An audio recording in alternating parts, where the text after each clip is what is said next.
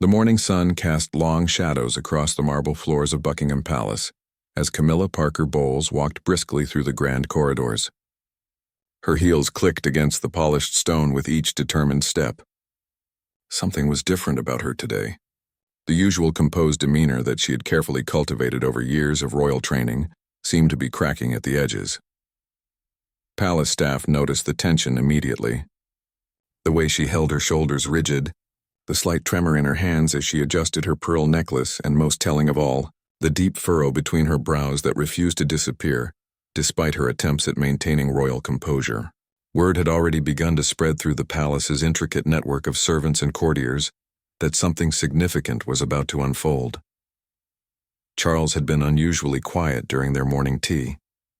He sat across from her in their private sitting room, his fingers nervously drumming against the fine china cup. The silence between them was heavy, filled with unspoken words and brewing conflict.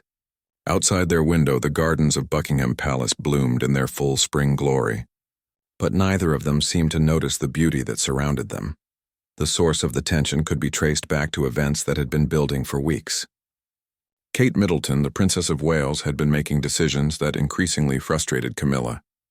What started as minor disagreements over royal protocol had escalated into something much more serious. Kate's growing influence within the royal family, her popular public image, and her close relationship with King Charles had created an undercurrent of rivalry that palace insiders had whispered about for months. Camilla had always prided herself on her diplomatic approach to family matters. After years of public scrutiny and criticism, she had learned to choose her battles carefully. But recent events had pushed her beyond her breaking point. Kate's latest actions had not only undermined Camilla's position, but had also put the entire royal family in a precarious situation that would soon require legal intervention. The morning newspapers lay scattered across Charles's desk, their headlines screaming about royal scandals and family divisions. Photographers had been camping outside the palace gates for days, sensing that something explosive was about to happen. The public's fascination with royal drama was insatiable, and the media was more than happy to feed their appetite for controversy. As Camilla made her way to Charles's study, she could hear the muffled voices of his advisors through the heavy oak door. They had been in meetings since dawn, trying to manage a crisis that threatened to expose the deep rifts within the royal family. The legal implications of recent events were becoming increasingly clear, and the possibility of court proceedings loomed large over the palace. Charles's private secretary emerged from the study, his face grave and his movements hurried. He barely acknowledged Camilla as he rushed past, clutching a stack of legal documents. The sight of those papers sent a chill down Camilla's spine. She knew that their contents would change everything, not just for her and Charles, but for the entire monarchy. The weight of public expectation had always been a burden for the royal family, but now it felt crushing. Every decision, every public appearance, every private conversation seemed to be scrutinized and judged. The pressure to maintain the dignity and stability of the crown while dealing with personal conflicts had become almost unbearable. Camilla paused outside Charles's study door, taking a deep breath before entering. She could hear his voice inside, strained and weary as he spoke with his legal team. The conversation stopped abruptly when she knocked, and she was invited in to face what would become one of the most challenging moments of her royal life. The study was filled with tension as thick as London fog. Charles sat behind his massive mahogany desk, surrounded by lawyers and advisors. Their faces were serious, their expressions grim. Legal documents were spread across every available surface, and the air was heavy with the weight of impending decisions that would have far-reaching consequences. As Camilla entered the room, she felt the eyes of everyone present upon her. Some looked sympathetic, others appeared judgmental, but all were waiting to see how she would handle the crisis that had brought them all together. The time for diplomatic solutions had passed, and now they were facing the harsh reality of legal proceedings that would expose their private conflicts to public scrutiny. Charles looked up at her with eyes that seemed to carry the weight of the world. His usual confidence was nowhere to be seen, replaced by a vulnerability that she had rarely witnessed in their years together. The man who had been preparing his entire life to be king now looked like someone who questioned every decision he had ever made. The legal team began to explain the situation in detail, their words falling like hammer blows in the quiet room. The complications were numerous, the potential consequences severe, and the timeline for resolution uncertain. As they spoke, Camilla felt her carefully constructed composure beginning to slip away, piece by piece. She thought about all the sacrifices she had made to reach this position, all the criticism she had endured, and all the efforts she had put into building a stable relationship with Charles and his family. Now it seemed like everything was crumbling around her, and the person she held responsible for this chaos was someone she had once considered an ally. The morning light streaming through the study windows seemed to mock their serious deliberations, highlighting the absurdity of their situation. Here they were, members of one of the world's most prestigious families, reduced to legal battles and courtroom drama like any ordinary family, torn apart by conflict and misunderstanding. As the meeting progressed, Camilla realized that the point of no return was rapidly approaching. The decisions made in this room on this day would define not only her future but the future of the monarchy itself. The stage was being set for a confrontation that would shock the nation and reveal the human frailties behind the crown's golden facade. The tension in the palace had been building for months before it finally reached its breaking point. What started as subtle disagreements between Camilla and Kate had gradually evolved into something much more serious. The two women, who had once maintained a cordial relationship for the sake of family harmony, now found themselves on opposite sides of issues that struck at the very heart of royal protocol and tradition. Kate's growing confidence in her role as Princess of Wales had been remarkable to witness. She had transformed from a somewhat shy newcomer to the royal family into a formidable force who wasn't afraid to voice her opinions and challenge established ways of doing things. Her popularity with the public had given her a platform and influence that she was increasingly willing to use. The first signs of trouble had appeared during planning sessions for major royal events. Kate had begun suggesting changes to long-established traditions, arguing that the monarchy needed to modernize to remain relevant to younger generations. Her ideas were often innovative and well-reasoned, but they challenged systems that had been in place for decades and that Camilla had worked hard to understand and master. Camilla had initially tried to guide Kate gently, sharing her own experiences of learning to navigate the complex world of royal expectations. She remembered her own difficult early years, when every move was scrutinized and criticized by both the media and the public. She had hoped to spare Kate some of that pain by helping her understand the unwritten rules that governed royal behavior.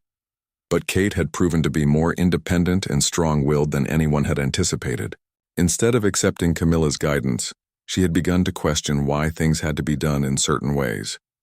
Her questions were logical, and often pointed to inefficiencies or outdated practices that perhaps did need to be addressed. But the timing and manner of her challenges had created friction within the family. The situation had become more complicated when Kate began forming alliances with other members of the royal household who were sympathetic to her ideas for modernization. Young staff members in particular were drawn to her vision of a more accessible and contemporary monarchy. This growing support base had given Kate the confidence to push harder for the changes she believed were necessary. Charles found himself caught in the middle of this growing conflict. On one hand, he appreciated Kate's fresh perspective and understood that some modernization was indeed necessary for the monarchy's survival in the 21st century. On the other hand, he was deeply aware of the importance of maintaining stability and continuity, values that Camilla represented and defended. The media had begun to sense the underlying tensions, though they didn't yet understand the full scope of the conflict. Royal correspondents started writing about subtle signs of discord, analyzing body language at public events and noting when family members appeared together or separately at functions. The speculation only added pressure to an already stressful situation. One particular incident had served as a catalyst for the escalating conflict. During a high-profile charity event, Kate had made an impromptu speech that deviated significantly from the prepared remarks that had been approved by the palace communications team. Her words were inspiring and well received by the audience, but they also included subtle criticisms of traditional approaches to royal charitable work. Camilla had watched from the audience as Kate spoke, feeling a mixture of admiration for her daughter-in-law's charisma and concern about the precedent being set. The speech had been broadcast live, making it impossible to contain or modify the message. The positive public reaction to Kate's words had only reinforced her belief that she was right to push for change. In the days following the speech, palace staff had scrambled to manage the fallout. Some praised Kate's boldness and authenticity, while others worried about the implications of royals making unscripted public statements that hadn't been carefully vetted. The incident had highlighted the fundamental differences in approach between the old guard and the new generation. Camilla had requested a private meeting with Kate to discuss the situation. The conversation had started cordially enough, with both women attempting to maintain the facade of family unity. But as they delved deeper into their philosophical differences about the role of the monarchy, their discussion had become increasingly heated. Kate had accused Camilla of being stuck in the past and resistant to necessary changes. She argued that the monarchy's survival depended on its ability to evolve and connect with modern audiences. Her passion for her position was evident, but so was her frustration with what she saw as unnecessary obstacles to progress. Camilla had responded by explaining the importance of tradition and the dangers of moving too quickly. She emphasized the need for careful consideration of the consequences of change and the value of maintaining the dignity and mystery that had always surrounded the royal family. Her arguments were based on years of experience and hard-won wisdom about the delicate balance required in royal life. The meeting had ended without resolution, with both women feeling misunderstood and frustrated. The gap between their positions seemed unbridgeable, and the personal relationship that had once existed between them had been severely damaged. From that point forward, their interactions had become increasingly formal and strained. Other family members had begun to take sides, creating factions within the royal household that made it difficult to maintain the appearance of unity. Staff members found themselves caught between competing visions of how things should be done, leading to confusion and inefficiency in palace operations. The situation had become even more complicated when financial irregularities were discovered. In one of the charitable foundations associated with the royal family, the investigation into these problems had revealed decision-making processes that involved both Camilla and Kate, creating a situation where their personal conflict was about to become a matter of legal scrutiny. As lawyers became involved and the possibility of court proceedings emerged, the stakes of their disagreement had risen dramatically. What had started as a difference of opinion about royal protocol was now threatening to become a public legal battle that could damage the reputation of the entire monarchy. The morning of the legal proceedings dawned gray and overcast, matching the somber mood that had settled over Buckingham Palace. Camilla stood before her bedroom mirror, adjusting her navy blue suit jacket for the third time. Her hands were trembling slightly, a rare display of nervousness that she couldn't quite control despite years of public appearances and high-pressure situations. Charles had left early for a series of meetings with his legal team, leaving Camilla alone with her thoughts and fears. The silence in their private quarters felt oppressive, filled with the weight of unspoken words and growing resentment. She couldn't remember the last time they had shared a comfortable conversation that didn't revolve around the crisis that was consuming their lives.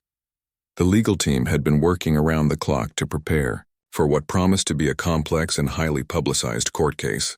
The charitable foundation scandal had uncovered a web of financial decisions and administrative choices that painted both Camilla and Kate in questionable lights. Neither woman had done anything intentionally wrong, but the appearance of impropriety was almost as damaging as actual wrongdoing in the court of public opinion. Media trucks had been gathering outside the courthouse since before dawn. Reporters from around the world had descended on London, sensing that this case would provide unprecedented insight into the private workings of the royal family. The public's fascination with royal drama guaranteed massive audience numbers for any coverage of the proceedings. Camilla's private secretary had briefed her extensively on what to expect during the court proceedings. The formal atmosphere, the procedural requirements, and the need to answer questions under oath all presented challenges for someone accustomed to the carefully choreographed world of royal public appearances. There would be no script to follow, no predetermined answers to difficult questions. The drive to the courthouse felt longer than usual, despite the police escort that cleared the way through London's busy streets. Camilla sat in the back of the official car, watching the city pass by through tinted windows. She thought about all the public appearances she had made over the years, all the smiles and waves and carefully chosen words. None of that experience seemed relevant to what she was about to face. At the courthouse, a massive crowd had gathered despite the early hour. Photographers jostled for position behind police barriers, their cameras ready to capture every moment of what promised to be a historic day. The shouts of reporters calling out questions created a cacophony that could be heard even inside the official vehicles as they approached the building. Charles arrived separately, his own car pulling up just minutes before Camilla's. She watched through her window as he emerged, his shoulders squared but his expression betraying the stress he was under. He moved quickly through the crowd of reporters, ignoring their shouted questions and keeping his eyes fixed on the courthouse entrance. Inside the courthouse, the atmosphere was formal and intimidating. The high ceilings and dark wood paneling seemed designed to emphasize the gravity of legal proceedings. Court officials moved efficiently through the corridors, their quiet conversations adding to the sense that important matters were being decided within these walls. The preliminary hearings had already established the basic facts of the case. The charitable foundation in question had received significant donations from various sources, including funds that had been designated for specific purposes. Questions had arisen about how these funds had been allocated and whether proper procedures had been followed in making financial decisions. Kate arrived at the courthouse looking composed and determined. She was accompanied by her own legal team and moved through the crowd of reporters with the confidence that had become her trademark. Her presence immediately shifted the energy in the courthouse, as court officials and media representatives alike recognized the significance of having both women present for the proceedings. The courtroom itself was smaller than Camilla had expected, but it was packed with observers. Legal representatives, court officials, members of the media, and various other interested parties filled every available seat. The judge's bench dominated the front of the room, creating a focal point that emphasized the authority of the legal system over even the most prominent members of society. As the proceedings began, the formal language and procedural requirements created a surreal atmosphere. Here were two of the most prominent women in Britain, being questioned about financial decisions and administrative procedures as if they were ordinary citizens. The democracy of the legal system was on full display, demonstrating that even royalty was subject to the rule of law. The questions began simply enough, focusing on the establishment of the charitable foundation and the initial decision-making processes. Both Camilla and Kate answered carefully, their responses measured and precise. But as the questioning continued, the underlying tensions between them became increasingly apparent to everyone present in the courtroom. When asked about specific financial decisions, Kate's answers revealed her frustration with what she saw as outdated and inefficient procedures. Her responses were honest and direct, but they also implicitly criticized approaches that Camilla had supported and implemented. The contrast between their management styles and priorities became a central theme of the proceedings. Camilla's answers reflected her belief in the importance of following established procedures and maintaining proper oversight of charitable activities. She emphasized the need for careful consideration of all decisions and the importance of maintaining the reputation and integrity of royal charitable work. Her responses were diplomatic but firm, defending choices that Kate had questioned. The legal representatives for both sides worked carefully to present their clients in the best possible light while addressing the serious questions that had brought them to court. The complexity of the situation meant that there were no simple answers or clear villains, just two strong-willed women with different approaches to their royal responsibilities. As the morning progressed, the personal nature of the conflict became increasingly evident. What had started as a straightforward investigation into charitable foundation procedures was revealing deeper issues about leadership, authority, and the future direction of royal charitable work. The courtroom had become a stage for a much larger debate about tradition versus modernization. The media representatives present in the courtroom were taking careful notes, knowing that every word spoken would be analyzed and reported around the world. The unprecedented nature of the proceedings guaranteed extensive coverage, and the personal drama between two prominent royal figures added human interest to what might otherwise have been a dry legal matter.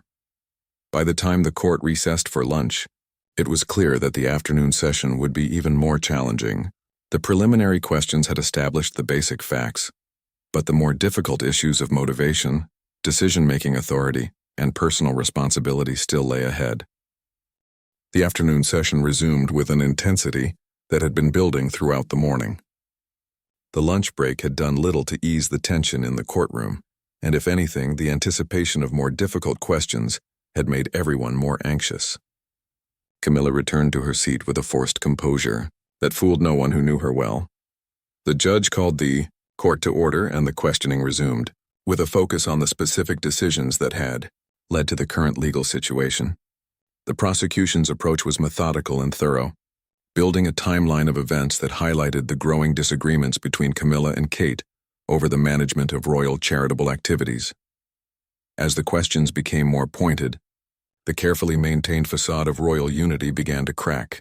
Kate was asked to explain her decision to override certain established procedures in the allocation of charitable funds. Her answer was passionate and well-reasoned, but it also revealed the depth of her frustration with what she saw as bureaucratic obstacles to effective charitable work. Camilla watched from across the courtroom as Kate spoke, her jaw tightening with each word.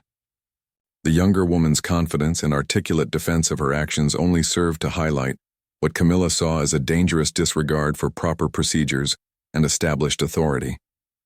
The philosophical differences between them had never been more apparent. When it was Camilla's turn to respond to questions about the same decisions, her answers painted a very different picture.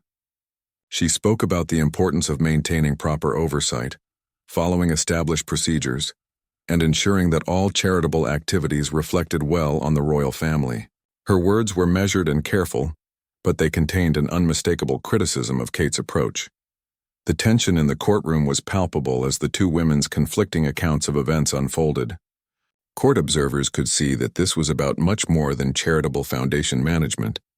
This was a fundamental disagreement about leadership, authority, and the future direction of the monarchy itself. Charles sat in the gallery, his face growing paler with each exchange. He had hoped that the legal proceedings would provide a neutral forum for resolving the conflict, but instead, they were exposing the depth of the divisions within his family to public scrutiny. Every word spoken in the courtroom would be reported and analyzed, potentially damaging the reputation of the monarchy for years to come. The prosecution's questions became increasingly specific, focusing on particular incidents where Camilla and Kate had disagreed about financial decisions. One case involved a significant donation that had been designated for educational programs for underprivileged children. Kate had wanted to use innovative approaches that would maximize the impact of the funds, while Camilla had insisted on following traditional distribution methods. As the details of this disagreement were explored in court, it became clear that both women had been acting with good intentions, but from completely different perspectives. Kate's approach would have helped more children but would have required bypassing established procedures. Camilla's approach would have maintained proper oversight, but might have been less effective in achieving the charitable goals. The complexity of the situation was becoming apparent to everyone in the courtroom. Neither woman was clearly right or wrong, but their inability to find common ground had created administrative chaos that had ultimately led to the legal scrutiny they now faced. The personal nature of their conflict had prevented them from finding the compromises that might have avoided the current crisis. As the questioning continued, other members of the royal household were called to testify about the working environment and decision-making processes within the charitable foundation. Their testimony revealed an organization divided between those who supported Kate's modernizing approach and those who preferred Camilla's more traditional methods. The staff members who testified painted a picture of an increasingly dysfunctional workplace where competing directives and unclear lines of authority had made it difficult to carry out basic operations.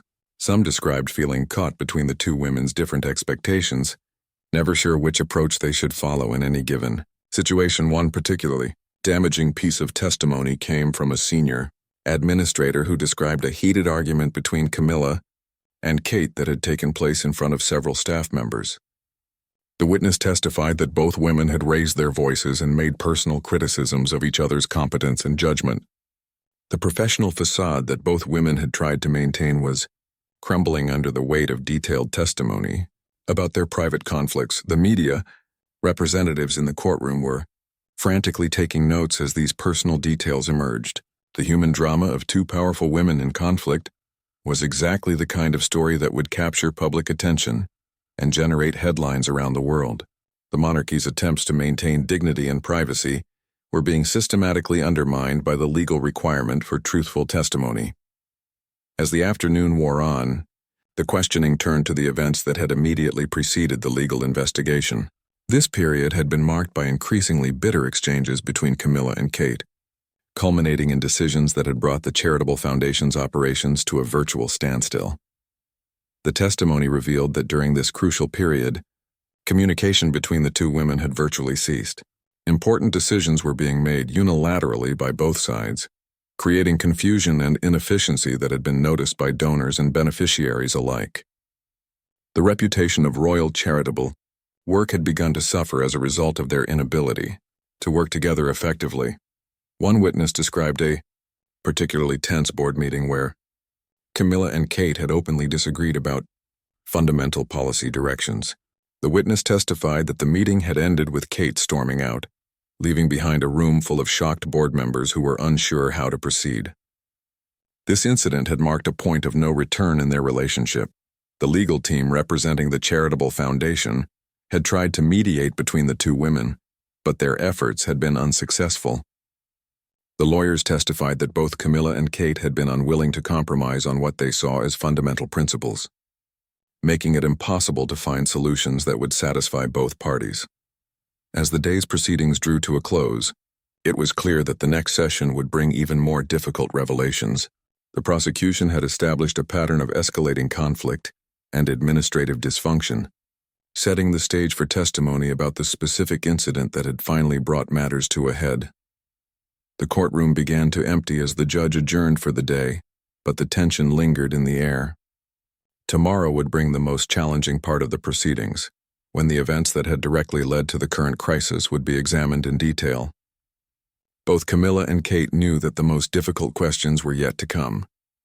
The morning of the most crucial day of proceedings arrived with an air of inevitability that seemed to hang over the courthouse like a storm cloud. Camilla had barely slept, her mind racing through the events that had brought them to this point. She knew that today would bring the testimony about the specific incident that had finally shattered any pretense of family unity. The courtroom was more crowded than ever, with additional media representatives and observers cramming into every available space. Word had leaked that today's session would focus on the confrontation that had directly led to the legal investigation.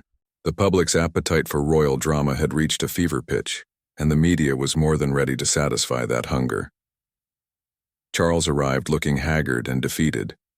The weight of watching his family's private conflicts being dissected in public had taken a visible toll on him. He took his usual seat in the gallery, but his normally straight posture was slumped and his hands shook slightly as he adjusted his tie. The king who had waited decades to assume the throne was now watching his reign being overshadowed by family scandal.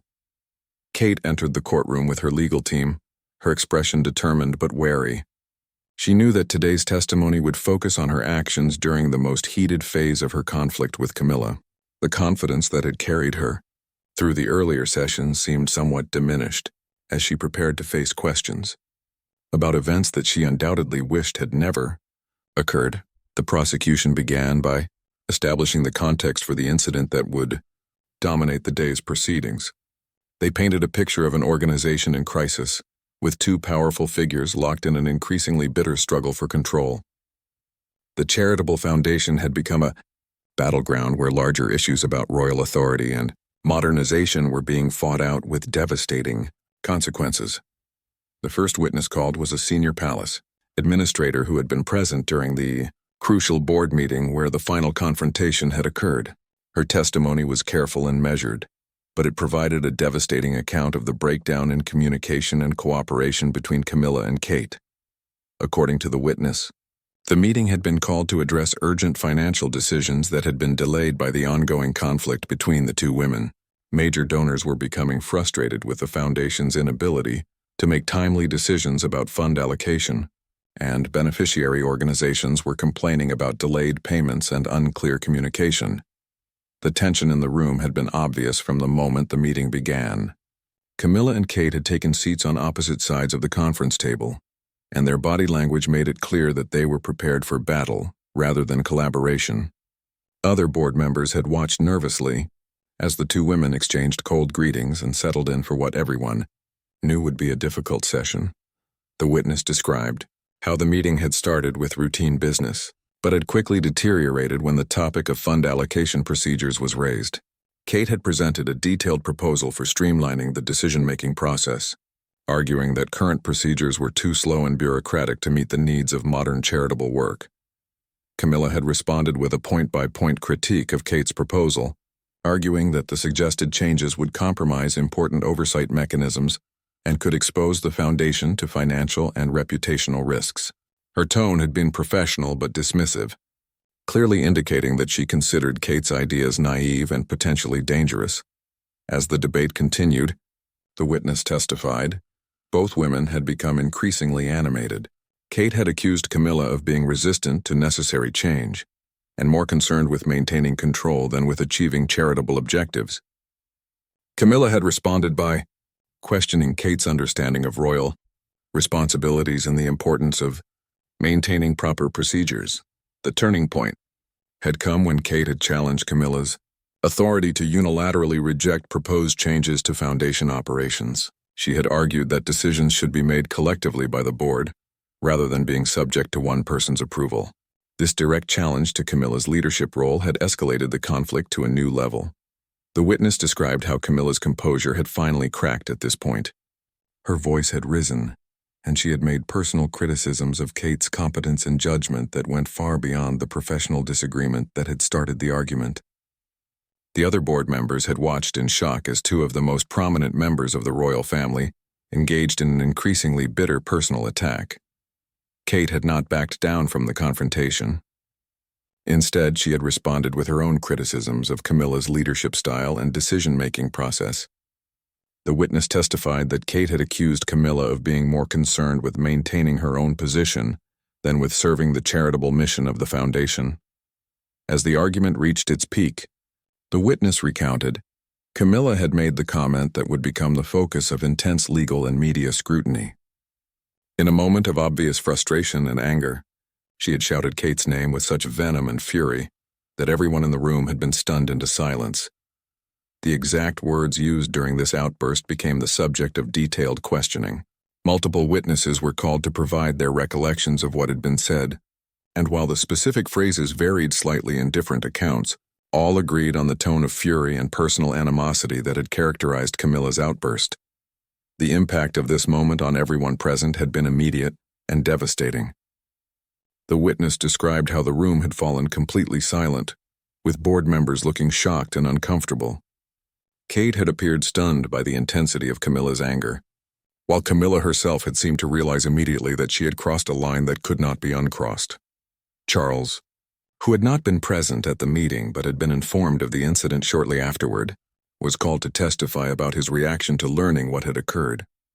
His testimony was brief but revealing, describing his horror at discovering that the conflict between his wife and daughter-in-law had escalated to such a public and damaging confrontation. When asked about his immediate response to the incident, Charles's testimony revealed the depth of his distress and embarrassment. He described feeling ashamed that members of his family had conducted themselves in such an unprofessional manner in front of others. His voice was barely audible as he spoke, and several times he had to pause to compose himself. The prosecution's questioning focused on the aftermath of the confrontation and the steps that had been taken to address the situation. Charles testified that he had attempted to mediate between the two women, but that their positions had become so entrenched that meaningful dialogue seemed impossible.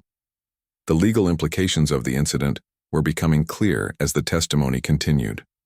The breakdown in governance of the charitable foundation had created potential liability issues that required formal investigation. What had started as a personal conflict had evolved into a matter of legal and regulatory concern that could no longer be handled privately within the royal family.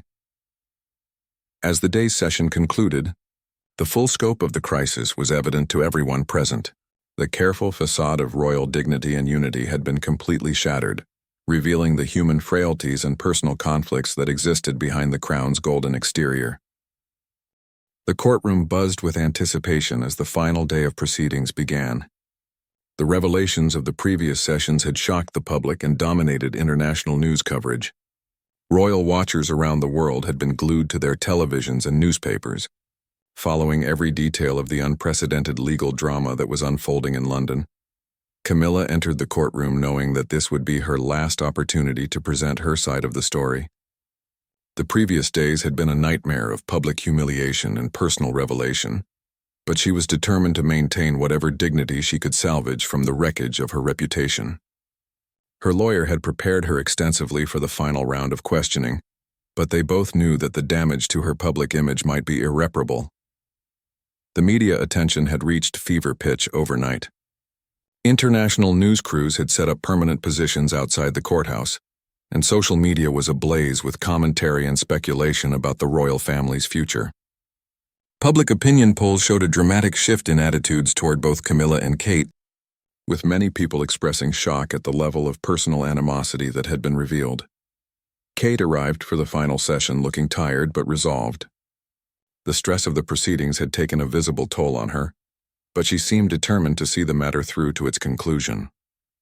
Her legal team had worked through the night, preparing for what they knew would be aggressive cross-examination designed to undermine her credibility and motivations. Charles took his seat in the gallery for what would be the most difficult day of his reign. The man who had spent his entire life preparing to be king was now watching his family's private conflicts being broadcast to the world. His advisors had been working frantically behind the scenes to manage the crisis, but the damage to the monarchy's reputation was becoming increasingly severe. The prosecution began the final session by calling Camilla to the witness stand for extended testimony. She walked to the front of the courtroom with as much dignity as she could muster, but her hands were visibly shaking as she placed them on the Bible to take her oath. The woman who had once been criticized as an outsider to the royal family was now facing the possibility of being remembered as the person who had damaged it from within. The questioning began with a review of the events leading up to the confrontational board meeting. Camilla's answers were careful and measured, but the prosecution's questions were designed to highlight her role in escalating the conflict with Kate. Each answer seemed to dig her deeper into a hole of blame and responsibility that would be difficult to escape. When asked directly about her outburst during the board meeting, Camilla's composure finally began to crack. She tried to explain the frustration and pressure that had led to her loss of control, but her words sounded like excuses rather than explanations. The contrast between her usual polished public persona and her obvious distress was stark and uncomfortable to witness. The prosecution pressed her about the specific words she had used when shouting Kate's name in fury. Camilla's reluctance to repeat those words in court only served to emphasize their severity and the damage they had caused. When finally forced to acknowledge what she had said, her voice was barely audible and her face was flushed with embarrassment. The cross-examination that followed was brutal in its efficiency. Kate's legal team systematically dismantled Camilla's explanations, pointing out inconsistencies in her testimony and highlighting instances where her actions had contradicted her stated principles.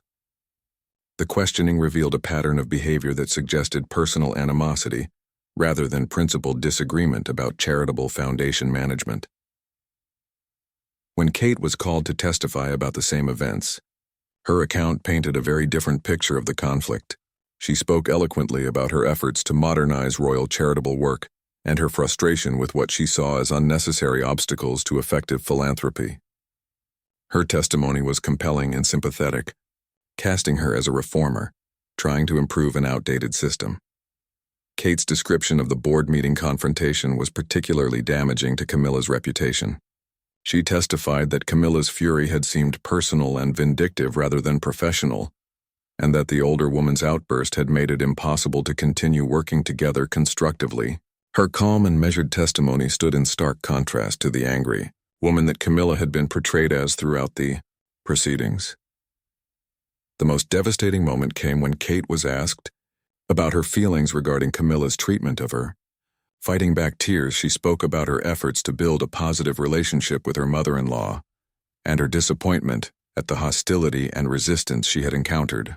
Her emotional testimony created a powerful image of a young woman trying to serve the monarchy while facing personal attacks from within the royal family. Charles was recalled to the witness stand to testify about the broader implications of the conflict for the royal family. His testimony was halting and clearly painful, as he was forced to acknowledge that the dispute between his wife and daughter-in-law had created serious problems for the monarchy's reputation and effectiveness. When asked about his own role in managing the conflict, Charles's responses revealed his inability to find a solution that would satisfy both women. He testified that he had tried to remain neutral, but that this approach had ultimately failed to prevent the crisis that had brought them all to court. His obvious distress and embarrassment were painful to witness, and his testimony created sympathy for a man caught between two strong-willed women. The prosecution's closing arguments painted a picture of institutional dysfunction caused by personal animosity and poor leadership. They argued that Camilla's inability to work constructively with Kate had damaged not only the charitable foundation, but the reputation of the entire royal family. The systematic presentation of evidence and testimony had built a compelling case that Camilla bore primary responsibility for the crisis. The defense's closing arguments attempted to shift blame to Kate, arguing that her aggressive pursuit of change and disregard for established procedures had created the conflict. They portrayed Camilla as a dedicated servant of the monarchy, who had been unfairly attacked and undermined by someone who didn't understand or respect royal traditions. As the arguments concluded and the court prepared to recess for the judge's deliberation, the full scope of the damage became clear. Regardless of the legal outcome, the proceedings had exposed deep divisions within the royal family and revealed personal conflicts that would be difficult to heal. The monarchy's carefully maintained image of unity and dignity had been shattered, possibly beyond repair. The media representatives rushed from the courtroom to file their reports, knowing that the story would dominate news coverage around the world. The public waited anxiously for the judge's decision, but many observers believed that the real damage had already been done. The royal family would have to find a way to rebuild trust and credibility in the aftermath of revelations that had shocked even their harshest critics. The judge's chambers fell silent as the weight of the decision settled over everyone present. After 3 days of deliberation, the verdict was ready to be announced, and the courtroom was packed beyond capacity with media representatives, legal observers, and members of the public who had managed to secure seats for what many considered the most significant royal legal proceeding in modern history. Camilla sat rigid in her chair, her hands clasped tightly in her lap as she waited to hear her fate. The past week had been a nightmare of public humiliation and personal revelation that had stripped away years of carefully constructed public image. Regardless of the legal outcome, she knew that her reputation had been permanently damaged by the proceedings that had exposed her private conflicts and personal failings to the world. Charles had aged visibly during the court proceedings, the stress and embarrassment of watching his family's private disputes being dissected in public, taking a severe toll on his health and emotional well-being. He sat in the gallery with his head bowed, unable to meet the eyes of the observers who had gathered to witness what might be the final chapter in this devastating family crisis. Kate maintained her composure, but the strain of the proceedings was evident in the dark circles under her eyes and the tension in her shoulders. She had won the public relations battle throughout the court case, but she understood that victory in this situation would be hollow at best. The damage to family relationships and the monarchy's reputation could not be undone by a favorable legal ruling. The judge entered the courtroom with the formal dignity that befitted the gravity of the situation. The silence was complete as everyone rose to acknowledge the court's authority and then settled back into their seats to hear the verdict that would determine not only legal responsibility but potentially the future direction of the British monarchy. The judge began by acknowledging the unprecedented nature of the case and the difficulty of making legal determinations about matters that involved both institutional responsibilities and personal relationships. The careful language of the legal ruling reflected an understanding that this decision would be scrutinized and analyzed far beyond the confines of the courtroom. As the judge read through the findings of fact, the systematic presentation of evidence and testimony was summarized in stark legal language. that stripped away any remaining privacy or dignity from the participants. Every embarrassing detail, every personal attack, and every moment of lost composure was catalogued as part of the official record that would be preserved for historical analysis. The legal determination focused on the specific question of responsibility for the administrative and financial irregularities that had brought the charitable foundation under investigation. The judge found that while both Camilla and Kate had contributed to the dysfunctional environment that had led to the problems, the primary responsibility lay with the senior leadership's failure to maintain proper oversight and control. Camilla felt her heart sink as the judge's words made it clear that she was being held primarily responsible for the crisis. The legal language was formal and measured, but the implications were devastating for her reputation and future role within the royal family. Her failure to manage the conflict constructively and her role in escalating tensions were specifically cited as contributing factors to the institutional breakdown. The judge also addressed Kate's actions, finding that while her intentions had been good and her goals admirable, her methods had sometimes been inappropriate and had contributed to the administrative confusion that had led to the investigation.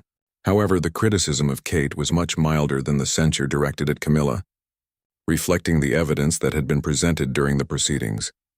Charles's role in the crisis was also examined by the court, with the judge noting that his failure to intervene effectively in the growing conflict had allowed the situation to escalate beyond the point where it could be resolved privately.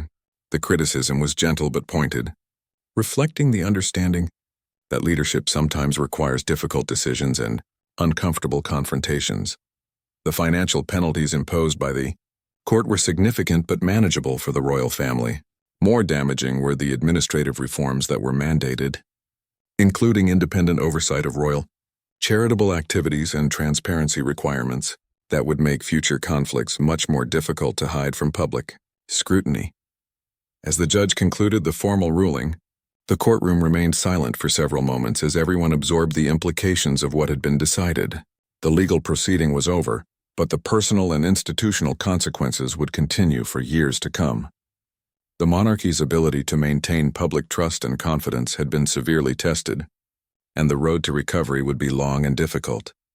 The media representatives rushed from the courtroom to report the verdict to a waiting world. The story would dominate news coverage for days, with endless analysis of what the ruling meant for the future of the royal family and the British monarchy. Public opinion polls would shift again as people absorbed the judge's findings and formed their own conclusions about who was to blame for the crisis. In the immediate aftermath of the ruling, the three principals in the drama faced the difficult task of rebuilding their relationships and their public images. Camilla would bear the heaviest burden, as the person who had been found primarily responsible for the crisis that had brought such embarrassment to the royal family. Kate would emerge from the proceedings with her reputation largely intact, but she faced the challenge of working within a family structure that had been badly damaged by the conflict. Her future effectiveness as a member of the royal family would depend on her ability to heal relationships, while continuing to pursue the reforms she believed were necessary. Charles confronted the most complex challenges of all, as he attempted to restore unity to his family while managing the broader implications of the crisis for the monarchy's future. The proceedings had exposed weaknesses in royal leadership and decision-making that would require fundamental changes in how the institution operated. The public's reaction to the verdict was mixed, reflecting the complexity of the issues that had been revealed during the proceedings. Some blamed Camilla for allowing personal animosity to damage institutional effectiveness, while others criticized Kate for pushing too hard for changes that had disrupted established systems. Many expressed sympathy for Charles, who had been caught between competing visions of how the monarchy should operate. As the participants left the courthouse for the final time, they faced an uncertain future in which their private conflicts had become public knowledge, and their personal relationships had been permanently altered by the legal scrutiny they had endured. The road to redemption and rebuilding would be long and difficult, requiring humility, forgiveness, and a commitment to putting institutional needs ahead of personal pride. The royal family would eventually recover from this crisis, but not without making fundamental changes to how they conducted their business and managed their relationships. The court proceedings had served as a harsh but necessary lesson about the consequences of allowing personal conflicts to damage institutional effectiveness and public trust.